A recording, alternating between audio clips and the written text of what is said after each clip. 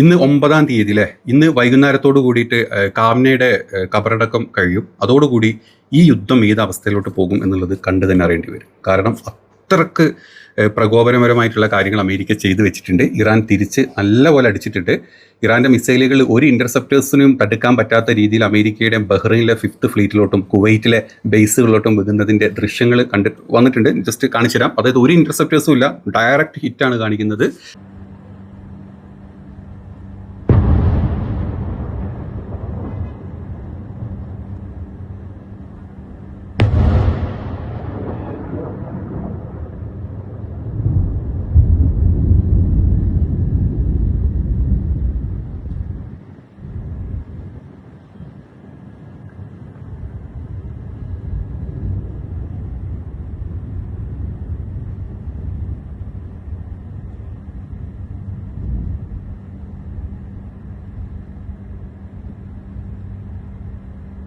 അവിടുന്ന് ഉയർന്നു വരുന്ന പുകയും സൗണ്ടും ഒക്കെ കേട്ടുകൊണ്ടിരിക്കുന്നുണ്ട്. അത് ബഹ്റൈനിലും കുവൈറ്റിലുള്ളവർക്ക് അറിയുന്നുണ്ടാവും. പിന്നെ അതുപോലെ തന്നെ ഖത്തറിൽ ചില സൈറണും കാര്യങ്ങളൊക്കെ വന്നിരുന്നു എന്ന് പറഞ്ഞു, അതിൻ്റെ അവരുടെ വാർത്തകളൊക്കെ പറഞ്ഞു. പക്ഷേ അവിടെ ഒന്നും ഹിറ്റ് ചെയ്തതായിട്ടുള്ള റിപ്പോർട്ടുകളൊന്നും വന്നിട്ടില്ല.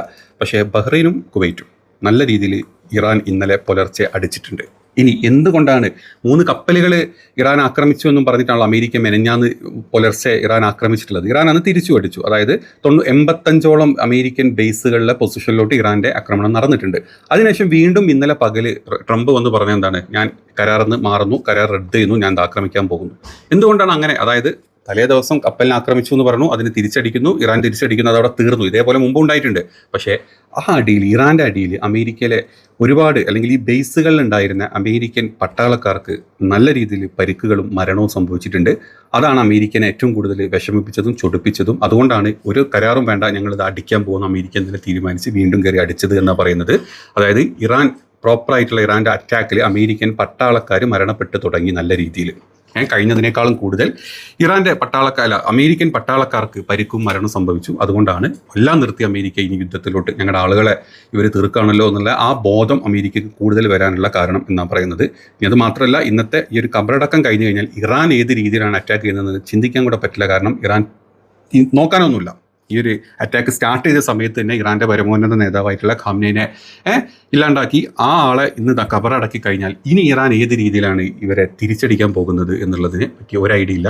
ഇപ്പം ഇസ്രായേലി ഇൻ്റലിജൻസ് പറഞ്ഞു എന്ന് പറഞ്ഞ റിപ്പോർട്ട് വന്നിട്ടുണ്ട്.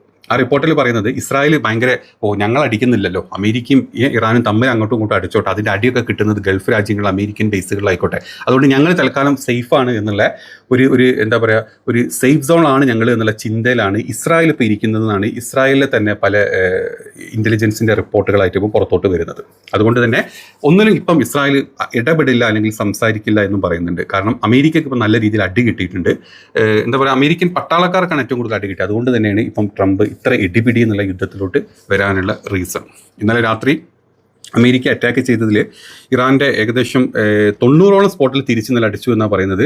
ആ സ്പോട്ടിൽ ചില അവിടുത്തെ ഒരു മാപ്പ് എടുത്തു കഴിഞ്ഞാൽ, ഇപ്പോൾ ഒരു സ്ട്രേറ്റ് ഓഫ് ഹോർമോസിൻ്റെ ഒരു പരിധി ഇങ്ങനെ എടുത്തു കഴിഞ്ഞാൽ നമുക്കതിൽ കാണാൻ പറ്റില്ല. ഇത്രയും സ്ഥലങ്ങളിലോട്ടാണ് അമേരിക്കയുടെ അറ്റാക്ക് നടന്നിട്ടുള്ളത്. അതായത് ബുഷേറിൽ നടന്നിട്ടുണ്ട്, ബന്ദർ ഖങ്കാനിൽ നടന്നിട്ടുണ്ട്, ബന്ദർ ലഹേൽ നടന്നിട്ടുണ്ട്, ബന്ദർ അബ്ബാസിൽ നടന്നിട്ടുണ്ട്, അബു മൂസ ഐലൻഡിൽ നല്ലപോലെ നടന്നിട്ടുണ്ട്, കെഷമിൽ നടന്നിട്ടുണ്ട്, സിറിക്കിൽ നടന്നിട്ടുണ്ട്, അതുപോലെ തന്നെ ജസ്കിൽ നടന്നിട്ടുണ്ട്, കൊണാർക്ക്, ചബഹാർ, ഇത്രയും ഏരിയകളിൽ അമേരിക്കയുടെ അറ്റാക്ക് ഇന്നലെ ഉണ്ടായിട്ടുണ്ട്.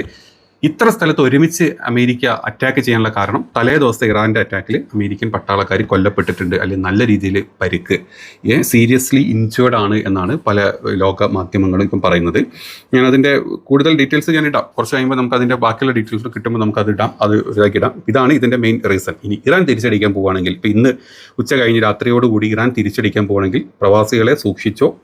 ഇസ്രായേലിലേക്ക് അടിക്കുന്നതിൽ കൂടുതൽ അവർ അടിക്കാൻ പോകുന്നത് അമേരിക്കൻ ഇൻവെസ്റ്റ്മെൻറ്റ്സ് ഉള്ള സ്ഥലങ്ങളിലോട്ടും അമേരിക്കൻ ബേസുകളുള്ള സ്ഥലത്തോട്ടും അമേരിക്കൻ പട്ടാളക്കാരുള്ള സ്ഥലങ്ങളിലോട്ടുമാണ്. അത് ഇസ്രായേലിനേക്കാൾ കൂടുതലുള്ളത് ഗൾഫ് രാജ്യങ്ങളിലാണ്.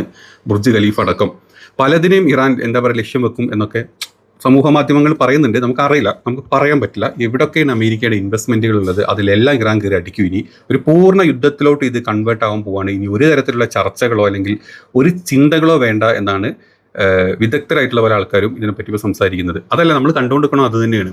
അതായത് ഒരു രാത്രി അടിച്ചു, ഒരു കപ്പലിനടിച്ചു, രാത്രി അടിച്ചു, തീർന്നുകൊണ്ടിരുന്ന സംഭവമായിരുന്നു. ഓരോ ദിവസം ഇവരിങ്ങനെ അടിക്കും തീർക്കും. പക്ഷെ അതല്ല, ഇന്നലെ ഒരു ഇതുമില്ലാണ്ട് പകലും രാത്രിയും വൈകിട്ടും ഒക്കെ ആക്രമണങ്ങൾ നടന്നുകൊണ്ടിരിക്കുകയാണ്.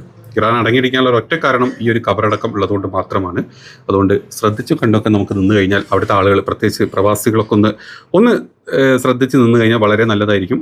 ഇപ്പോൾ ഇന്നലെ തന്നെ ഈ ആക്രമണങ്ങളുടെ ഇടയിൽ ഇറാൻ്റെ പല സ്ഥലങ്ങളിലും, അതായത് അമേരിക്ക വേണ്ട അല്ലെങ്കിൽ ട്രംപിനെ കൊല്ലണം, അതായത് വി വിൽ കിൽ ട്രംപ് എന്നും പറഞ്ഞിട്ടുള്ള പോസ്റ്റേഴ്സ് ഇറാനിൽ മൊത്തം നിറയുന്നുണ്ട്. ഇവിടെ ആഭ്യന്തര കലാപമുണ്ട് എന്ന് പറഞ്ഞ സ്ഥലത്ത് അമേരിക്കനെ തീർക്കണം, ഇസ്രായേലിനെ തീർക്കണം, നെതന്യാഹുവിനെ തീർക്കണം, ട്രംപിനെ തീർക്കണം എന്നും പറഞ്ഞിട്ടുള്ള ഓപ്പൺ പോസ്റ്റേഴ്സ് മൊത്തത്തിൽ വന്നുകൊണ്ടിരിക്കുകയാണ്. ഇറാനിയൻ ജനത ഒന്നടക്കം ഈ യുദ്ധത്തിൽ പിന്മാറരുത്, അല്ലെങ്കിൽ ഡീലിലോട്ട് പോകരുത്, അമേരിക്കൻ ബേസുകൾ അടിച്ച് തീർത്തേക്കണം, അല്ലെങ്കിൽ ഇസ്രായേലിനെ അടിച്ച് തീർത്തേക്കണം എന്ന് മാത്രം ചിന്തിച്ചിട്ടാണ് മുന്നോട്ട് പോകുന്നത് എന്നാണ് പറയുന്നത്. അതുകൊണ്ട് തന്നെ ഇനി ഈ ഇറാനെ കൺട്രോൾ ചെയ്തുകൊണ്ടിരുന്നത്, ഇത്രയും വർഷങ്ങൾ ഇറാനെ കൺട്രോൾ ചെയ്തിട്ട് ആണവായുധം വേണ്ട, നമുക്ക് ഊർജ്ജ പ്രതിസന്ധി വരുന്ന സമയത്ത് മാത്രം യൂസ് ചെയ്യാനുള്ള ഒരു ആണവ സെറ്റപ്പ് മതി എന്നും പറഞ്ഞിട്ട് ഒരുപാട് ആക്രമണങ്ങൾ വേണ്ട എന്നും പറഞ്ഞിട്ട് കൺട്രോൾ ചെയ്തുകൊണ്ടിരുന്ന ആളായിരുന്നു ഖാംനി, ആയത്തുള്ള അലി ഖാംനി.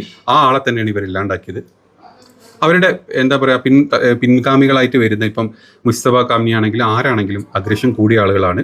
അവരേത് രീതിയിലാണ് ഈ ഒരു സമയത്ത് ഇറാനെ കയറി ആക്രമിച്ചിട്ടുണ്ടെങ്കിൽ തിരിച്ച് ആക്രമിക്കുക എന്നുള്ളത് കണ്ട് തന്നെ നമ്മൾ അറിയേണ്ടി വരും. അപ്പോൾ കൂടുതൽ കുറേ വീഡിയോസും കാര്യങ്ങളൊക്കെ നിങ്ങൾ കണ്ടല്ലോ. ഇപ്പോൾ അവിടെ നടക്കുന്ന കാര്യങ്ങൾ നമുക്ക് മനസ്സിലായിട്ടുണ്ട്. ഇനി ഏത് രീതിയിലാണ് തിരിച്ച് പണി കിട്ടാൻ പോകുന്നത് എന്നുള്ളത് നമുക്ക് കണ്ട് തന്നെ അറിയാം. പുതിയ അപ്ഡേറ്റുകൾ ഉണ്ടെങ്കിൽ നമ്മൾ അടുത്തൊരു വീഡിയോയിൽ ചെയ്യും. ബൈ.